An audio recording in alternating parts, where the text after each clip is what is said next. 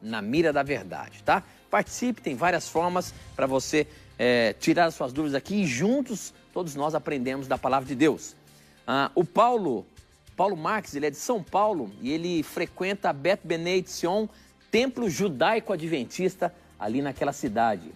E a pergunta dele, professor, é a seguinte: na verdade não é uma dúvida minha, mas de muitos.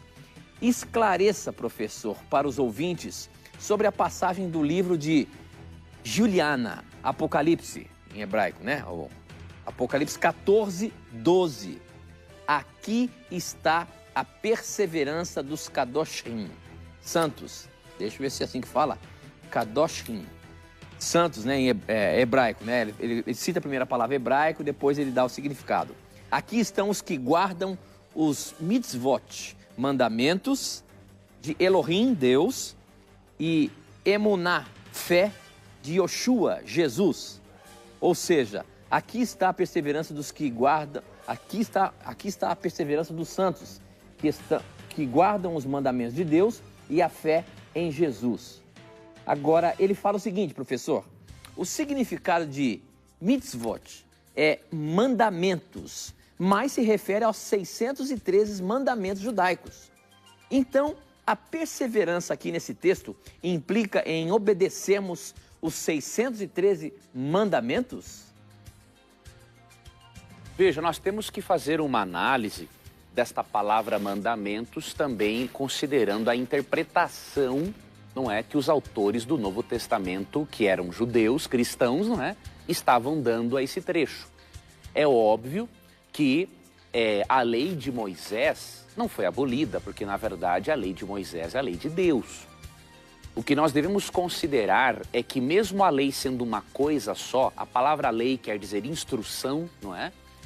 Mesmo a lei sendo uma coisa só, há nela aspectos diferentes. Então, a lei é uma coisa só, envolve os 613 mandamentos. Só que ali dentro existem aspectos diferentes desta mesma lei.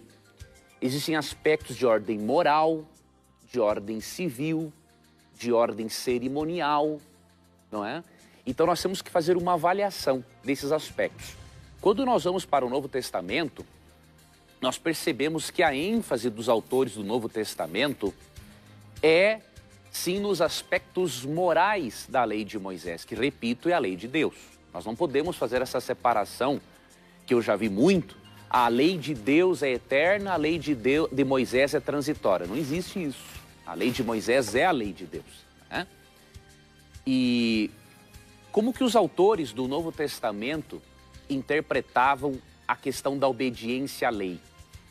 Por exemplo, você lê Atos capítulo 15 e você percebe que no Concílio de Jerusalém, os apóstolos decidiram que os gentios, aqueles que não eram judeus de nascimento, não deveriam se circuncidarem, ou seja, tornarem-se judeus, diríamos assim, no aspecto, entre aspas, nacional, para depois serem salvos por meio do Messias. Então você percebe que a igreja do Novo Testamento vai dando uma reinterpretação de certos aspectos da lei, não porque eles foram abolidos, mas porque a função desses aspectos cerimoniais essa função foi transferida para a pessoa de Cristo. E aí você vê aqui no contexto de Apocalipse 14 uma coisa interessante.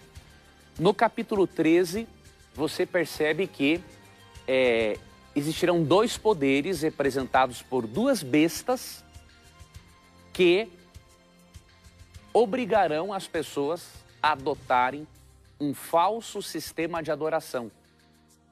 E aí a controvérsia é obedecer à besta ou obedecer a Deus.